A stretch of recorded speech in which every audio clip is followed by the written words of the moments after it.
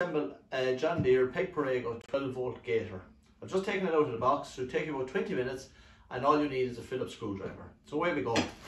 You have your sheet with your stickers, your crash bar. Always good to just lay out everything on the ground. As I said, for such a big item, it's surprising that there is so little assembly.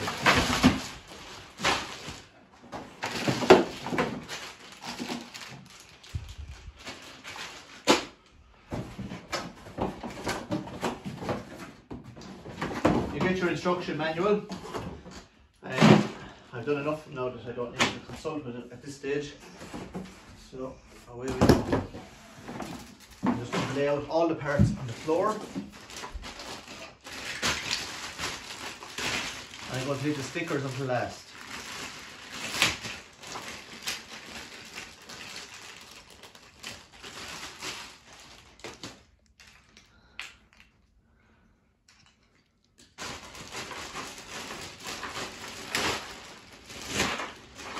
Amazingly, I think there's less than, I think it's 6 screws from memory.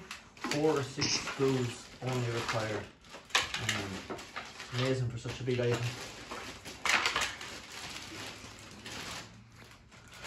And we dispose of all this rubbish very carefully and appropriately when it's done.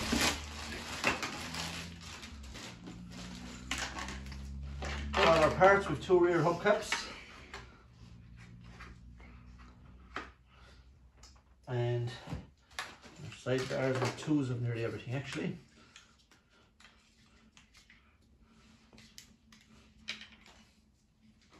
Some products that you get flat packed, you need a Stanley knife to cut off these little plastics, but with Perego, I know from experience, they come off very easily. So there's no need for any extra tools. And there's little instructions along the way that are all very handy. So if you line up the screws,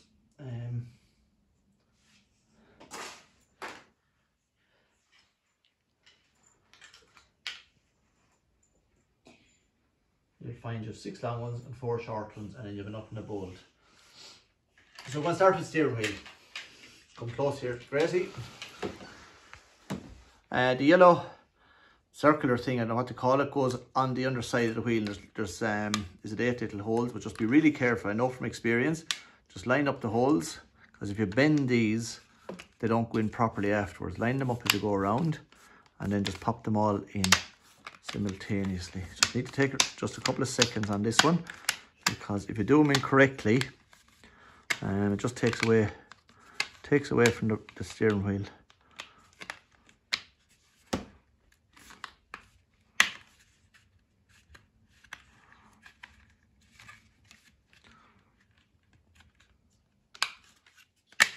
There we go, I just feel them popping in. Just be careful. There we go. There we go. They all pop in and you have a nice firm. At this point, I'm going to go to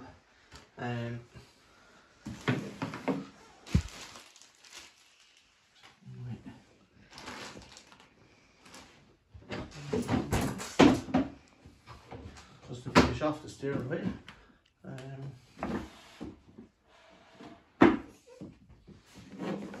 Little horn that goes in the centre of the steering wheel. You might just pause the recording there a second, Grace.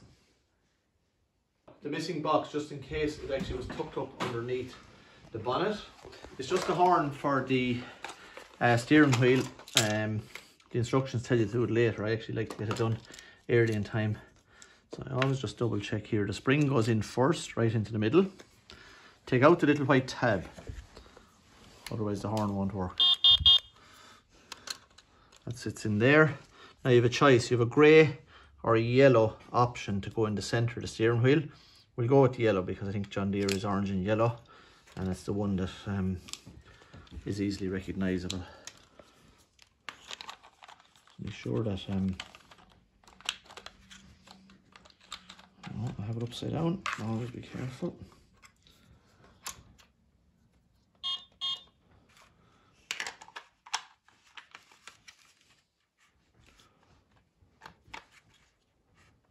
upside down. Just keep the branding.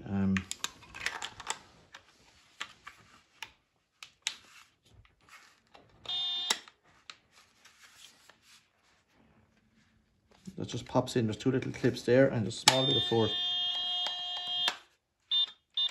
Just check it works. Next thing I'm going to do, we've a nut and bolt here, and I'm just going to pop it onto the axle here. And just up close, you'll see there's a circular hole at one side. That's obviously for the head of the bolt, and then at the other side, the bolt sits in squarely. So I'll just pop that in now.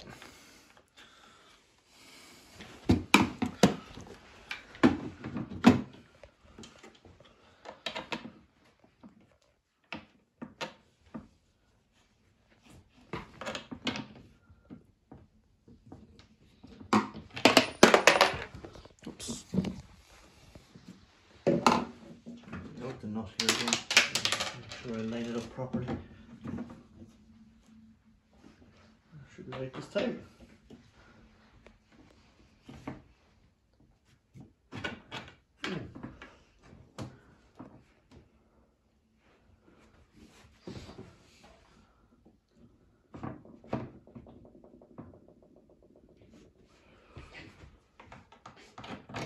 Oh, there we go. A little bit of patience required. And as I said, the what's the hexagon edge is there, and again, just a hand screwdriver, and just tighten it. It's a cap nut actually, so I'm highly unlikely ever to get loose. Okay, next thing is we have the windscreen, and basically there's a little edge in here. Pop it in the center front, angle it back, and again, two small screws. I have a screw gun, but I always reckon with plastic, always use a screwdriver. It's just safer, and you don't want to crack the plastic, or you don't want to over tighten or anything like that. Just hand tighten. And just you see me dropping nuts here now. You need to be careful because they don't give you any spares. So always good to do it on a clean surface. And a lot of these are made on a certain night of the year. So and there's our windscreen. The next thing we're going to do is put the handles on the seat. So two green handles. There's obviously a left and a right, and this is where you use your 6 long screws. So we just pop it in. There's a little receiver there on both sides.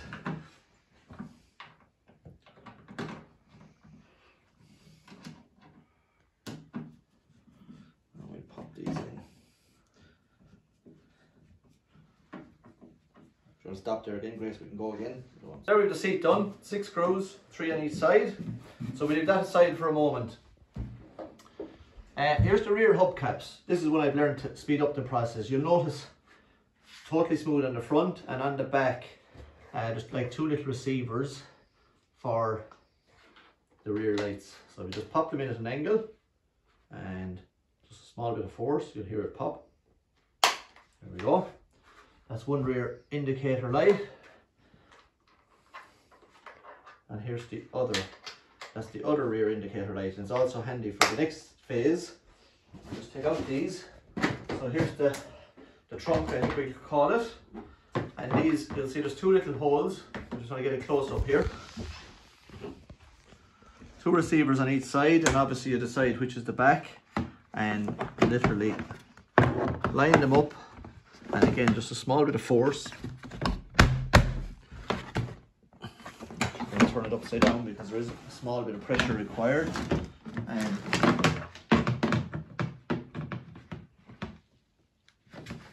not a bit more than normal actually. There we go, there's one. There we go, 2. Same at this side. 1. 2. Very good. And the last thing with the trunk, you have to take out, with 2 little handles here that go on the underside, but occasionally you get asked where are the screws. So we get a close up here. You have to take out the actual screw that's here, and you use that. You just take it out, this pops on here, and you put it back in. So I'll do that on both sides. Now there we go, we have 2 handles on. Actually, it's a little easier if you put the handles on before the hubcap, but still it's no great issue to do it. So that's the trunk just ready to go. Next thing, you just come around here again. 2 little grooves go underneath, these pop on and we screw in. So I'll do that now. Takes 10 seconds or less, I'd say. One. Pop in. Pop in.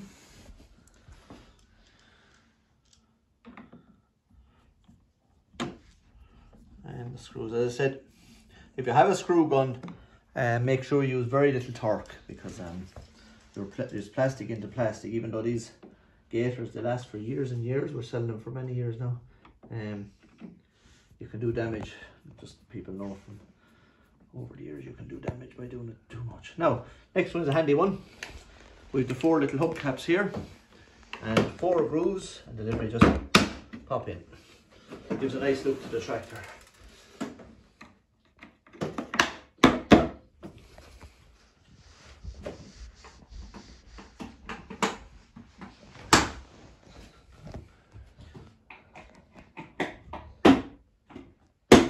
Now, I'm going to turn the Gator around. You're nearly finished, believe it or not. That's how quick it is. You're nearly finished.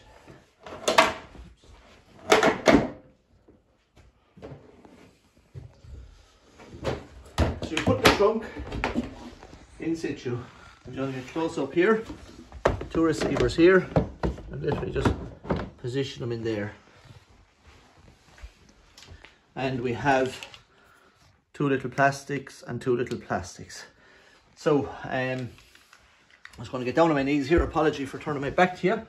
I always have to check. Yeah, you will see on these there's a top and a bottom. There's a little ridge. Always put that in the bottom. It works an awful lot easier. So we put in the ridge facing down, and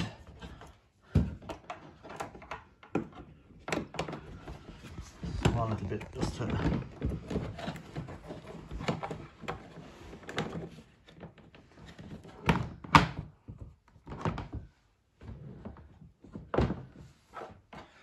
be just a bit offline here. These should go in fairly easily.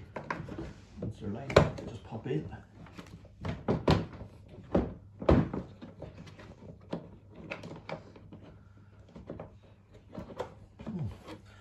I must be doing something wrong here.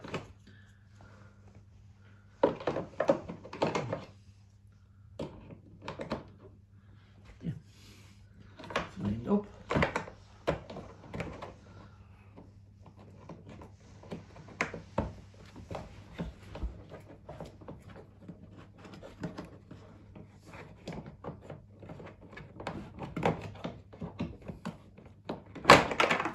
I'm going to go to the other side, having a bit of trouble with that.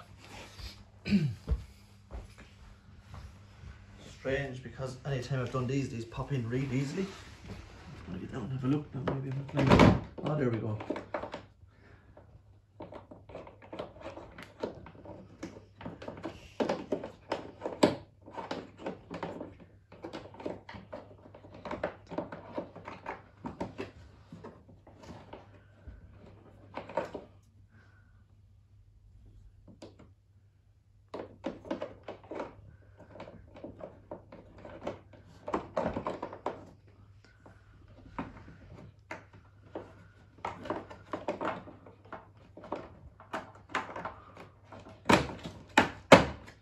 No, actually they've changed this a little since I last did one.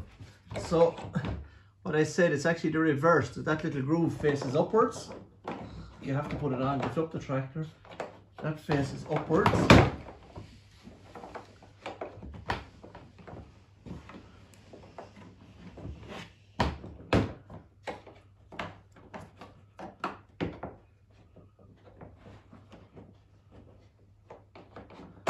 And that pops in. You'll feel a little click actually when it comes through to the other side. Just feel it. There you go. So there we go. There's our trunk.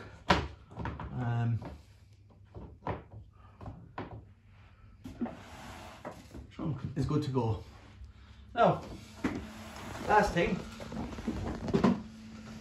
Second last thing actually. So again, I need to get my camera over here. I'm going to put up the trunk, and you'll see here there is a little receiver thing. So you pop, see a hole in it here that fits snugly into the middle of it, and the little red thing goes right through. Oh, I'm sorry, I made a mistake. So you use that to pull up this. This is allows the trunk to come up. So you pull it up a little, take back out the red insert.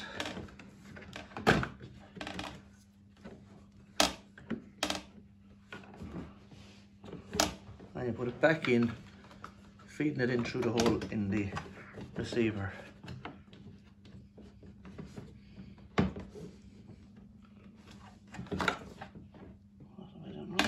Right, and the hole lined up properly. There we go. There we go. So that goes in there, which means the trunk, that's your lever to raise and lower the trunk. The final job, pin your key. Little slot there for the key.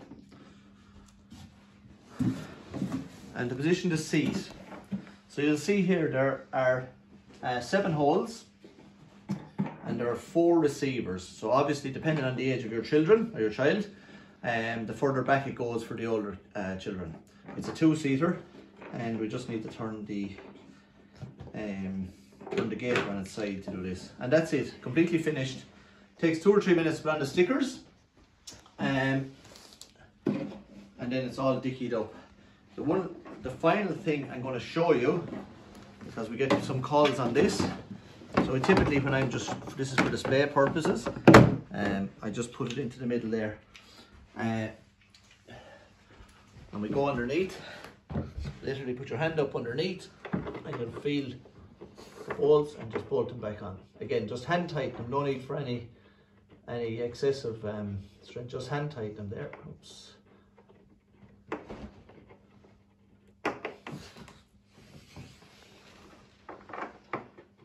I typically do the first one like this, and then I'm going to stand it on its hind legs. Why isn't it going for me?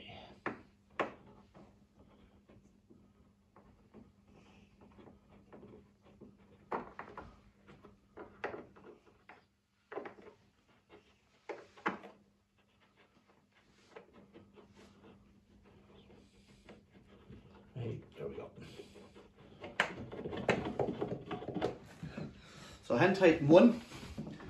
I know from experience, if you do it like this, it keeps falling off. You need a second pair of hands. So we'll stand it up, and you'll see here that you just put these on.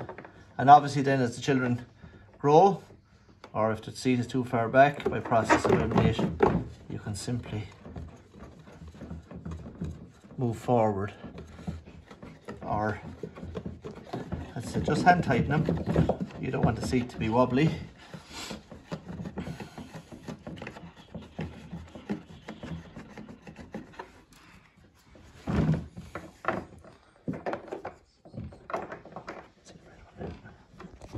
So here's your charger. The battery is actually inside. So again, you need your Phillips screwdriver. I'm going to show you this. All the batteries come with a small charge in them. They recommend, Perego recommend you give it an 8-hour charge for the first charge and 4 hours every time afterwards. Now if you put your finger at the side,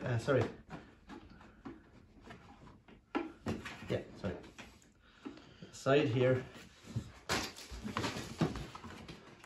just to open these, just a small bit of pressure required, just to you have to pull out, it just pops out, so see.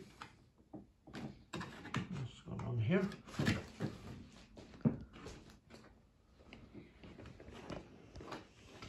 Oh yeah, there we go. 2 little plastic clips at the back, and just put them to the side, put them to the outside, it pops down. So your battery is there, like you see, this is one just out of the box. We just clip it together, and if we hit the accelerator, there we go. So you're forward and reverse. So I'm going to disconnect that now, because I say this is for display purposes. And there's little clips on the top and bottom. Pull it apart, and we'll close up this again.